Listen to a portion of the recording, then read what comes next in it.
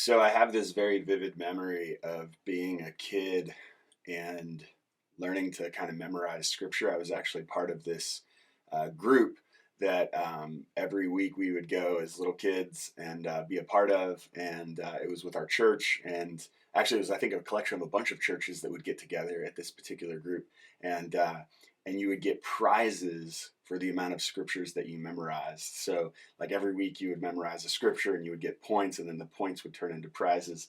And I'll never forget when I realized that there was this really short and easy to remember verse. It's only two words, even. But these two words, I think, might be one of the most powerful verses, even though it's small. And the two words are Jesus wept. And there's this reality, like as a kid, where I was kind of trying to cherry pick and find like the smallest verse I could so that I could get, the prize. Um, but that verse, and even the memory I have of a young kid, like just trying to find these small, easy to memorize verses and learning that that one was the smallest verse, stuck with me. And today, I think, as we are still where we are today, likely quarantined, likely life has changed for you.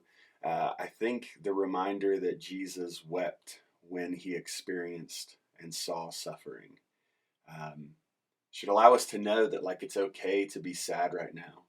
It's okay to mourn the reality of what we're going through, and for some of us, that mourning legitimately means like potentially the loss of life, and like that's incredibly significant. And that's actually what Jesus is responding to. Jesus is responding to death and Lazarus's death and being amongst all of his friends. And what's crazy is when it says Jesus wept, the next part is the friend saying, "Look at how much he loved Lazarus." And like when we love something, like yeah, it's okay to be saddened by it being taken away or by it changing, the relationship of it changing. And so for right now, there's all kinds of things like that are being taken away, that are shifting, that are changing, that are new, our new normal, if you will, for the foreseeable future. And so for us right now, I think it's important to recognize like, let's not be like anti emotional about this. Jesus, or overly spiritual, like it's all okay. Like, Jesus acknowledged in his tears and his weeping, which by the way, the Greek there is actually like he was like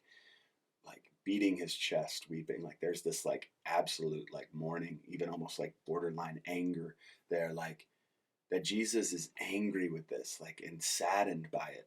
Like let's not so over spiritualize things that they're going to be okay, that we ignore that even Jesus allowed himself to have a moment of acknowledgement to his emotions and to the need to weep over what is lost.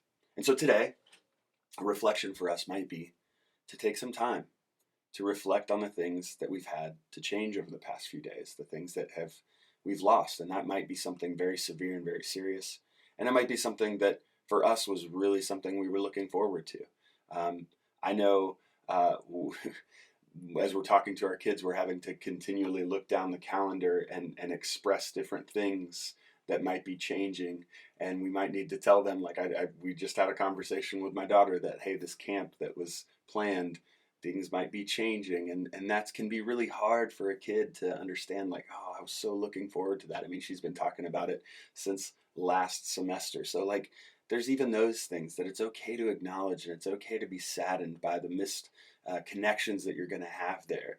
Let's take a day to say Jesus wept, and it's okay that we weep. We don't have to be high and mighty, have it all figured out.